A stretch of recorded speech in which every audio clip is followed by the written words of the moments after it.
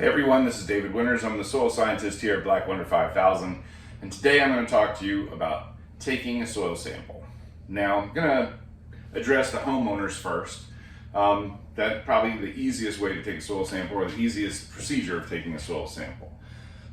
If you're a homeowner and you want to get a good hold on what your lawn's doing and what your flowers are doing and what you really need to have the best looking yard in the neighborhood, you're going to want to go out, get yourself a plastic bucket. You don't want to use metal because metal will contaminate your soil. And you want to get a shovel or a spade and measure about 4 inches deep. So remember, you want to do 4 inches. Why do you want to do 4 inches? And what I like to do is take my little spade, get electrical tape, measure that 4 inches, and make that the little marker. So I dig down to that depth and put that soil sample in either my plastic bag or a plastic bucket. The reason you do that, 4 inches, is if you take 4 inches of soil and in an acre, it weighs 1,000,000 pounds on average. Not exactly, but roughly. And when you get your soil samples back, when you get your test results back, they're going to come back in parts per million. So if you get back a test and it says you have 200 ppm, that stands for parts per million, per acre. And that might be, it might be phosphorus, it might be potassium, it might be, your molybdenum, your manganese, your boron. You're not going to have that much in the minors, but you could possibly have that much.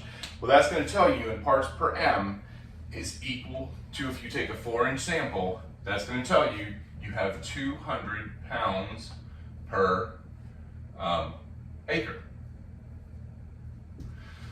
So 200 ppm, if you take a 4-inch sample, is going to give you your direct amount of phosphorus or whatever fertilizer or nutrient is out there, element that your plant needs. It's going to give you that right off the base. Like, you're not going to have to do calculations.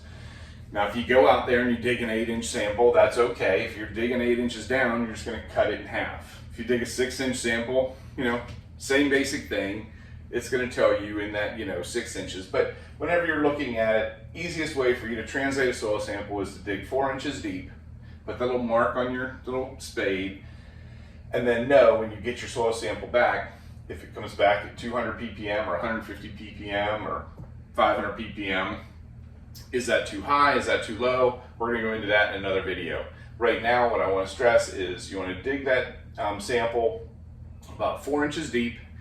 You want to take 10 to 20 samples per acre. So if you have a 1/4 acre lot, you're going to be fine just doing some random samples around there. I probably wouldn't do less than 8, even if you only had a 1/4 acre lot. It's going to give you a better representation. But really, over an acre, you really don't want to do more than 20. And the best way to do is just walk randomly around your yard and take samples. Now, if you have a wet spot, if you have a dry spot, if you have an area that doesn't have any grass in it, you can't get anything to grow, send that sample off separately. Don't do that sample, don't include it with the sample that you're actually sending with your other, because you've got a problem there. You need to figure out what that problem is. So again, 4-inch sample, put it in a plastic bag or a plastic bucket before you put it into a plastic bag. Make sure don't use metal. Send it to a lab of your choice. Your extension agents sometimes will do it for free. I like A&L out of Tennessee. If you're on the East Coast, they do a lot of homeowners and landscapers and soil tests for them. And I would get an S3M soil test. That's going to give you everything you need to know. Well, thank you everybody for listening. Again, I'm David Winters. I'm the soil scientist here at Black Wonder 5000. Great growing. Talk to you soon.